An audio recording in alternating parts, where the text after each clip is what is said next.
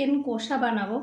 কড়াইয়ে তেল দিয়ে দিলাম, তেলের মধ্যে গোটা গরম মশলা ফোড়ন দিয়ে দিলাম, একটা তেজপাতা, পেঁয়াজ কুচি, পেঁয়াজটা ভাজতে থাকবো।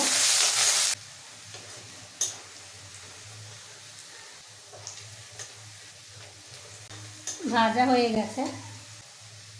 1 টেবিল চামচ আদা রসুন বাটা, টমেটো কাঁচা লঙ্কা কুচি, খুব ভালো করে ভেজে নেব। ভাজা হয়ে গেছে, এখন গুঁড়ো মশলা দেব।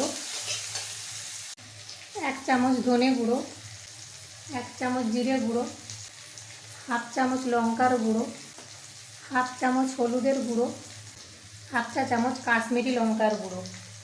অল্প একটু জল দিয়ে দিলাম। এখন মশলাটা খুব ভালো করে কষিয়ে নেব।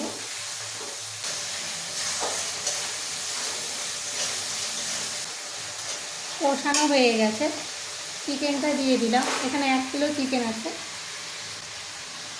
পরিমাণ মতো নুন, ভালো করে কষাতে থাকবো।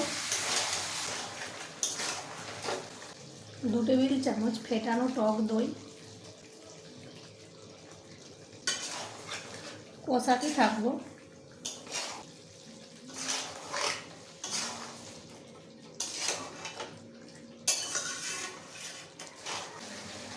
হাফ ক্যাপসিকাম দিয়ে দিলাম। আরও কিছুক্ষণ কষিয়ে নেব।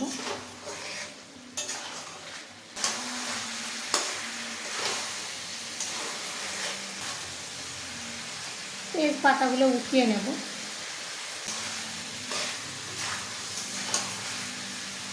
কষানো হয়ে গেছে, এখন জল দিয়ে দেব।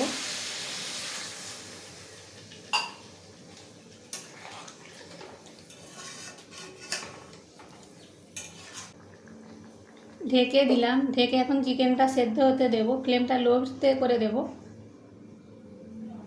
চিকেনটা দেখব, নেড়ে দেব। ফ্লেমটা এখন আমি বাড়িয়ে দিলাম। চিকেন সেদ্ধ হয়ে গেছে। 1/2 চা চামচ গরম মশলার গুঁড়ো দিয়ে দিলাম, 1 চিমটি চিনি, আর 3 টেবিল চামচ ধনে পাতা কুচি। ভালো করে মিশিয়ে নেব। আরও 2 মিনিটের জন্য ঢেকে দেব। 2 মিনিট হয়ে গেছে, চিকেন কষা তৈরি হয়ে গেছে। অফ করে দেব।